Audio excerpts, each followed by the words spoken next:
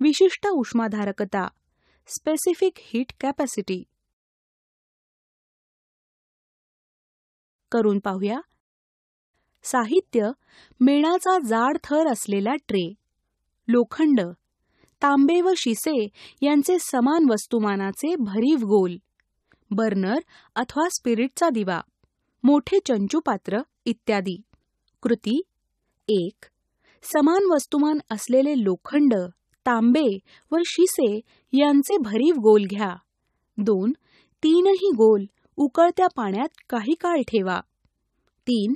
काही वेळानंतर त्यांना उकळत्या पाण्यातून बाहेर काढा. तीनही गोळ्यांचे तापमान उकळत्या पाण्याच्या तापमानाएवढे म्हणजेच 100 अंश सेल्सिअस एवढे असेल.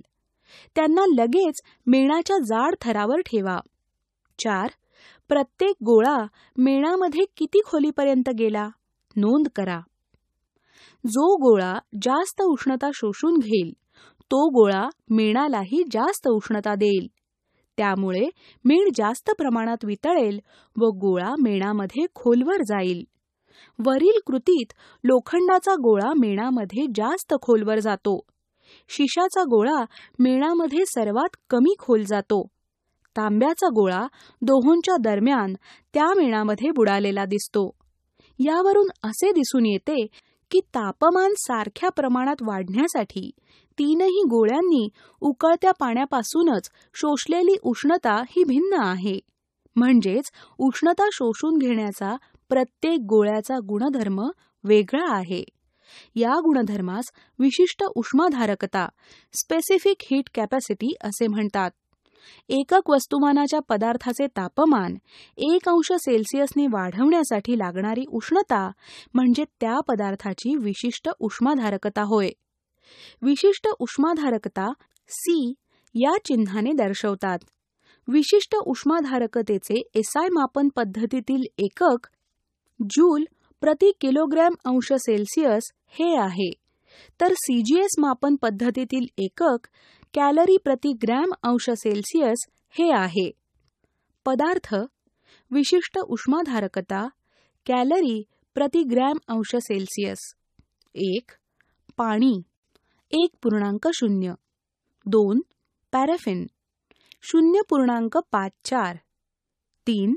रॉकेल 0.52. 4. ॲल्युमिनियम 0.215. 5. लोखंड 0.110. 6. तांबे 0.095. 7. चांदी 0.056. 8. पारा 0.033. पदार्थाची विशिष्ट उष्माधारकता C व पदार्थाचे वस्तुमान M असल्यास व पदार्थाचे तापमान डेल्टा T अंश सेल्सिअसने वाढवल्यास त्या पदार्थाने शोषून घेतलेली उष्णता पुढील सूत्राने मिळते. पदार्थाने शोषून घेतलेली उष्णता बरोबर M गुणिले C गुणिले डेल्टा T. येथे डेल्टा T ही तापमानातील वाढ आहे. तसेच पदार्थाची विशिष्ट उष्माधारकता C पदार्थाचे वस्तुमान M असल्यास व पदार्थाचे तापमान डेल्टा T अंश सेल्सिअसने कमी केल्यास त्या पदार्थाने गमावलेली उष्णता पुढील सूत्राने मिळते. पदार्थाने गमावलेली उष्णता बरोबर M गुणिले C गुणिले डेल्टा T. येथे डेल्टा T ही तापमानातील घट आहे. उष्णतेची देवाणघेवाण. उष्ण व थंड वस्तूंमध्ये उष्णतेची देवाणघेवाण झाल्यास उष्ण वस्तूचे तापमान कमी होत जाते व थंड वस्तूचे तापमान वाढत जाते.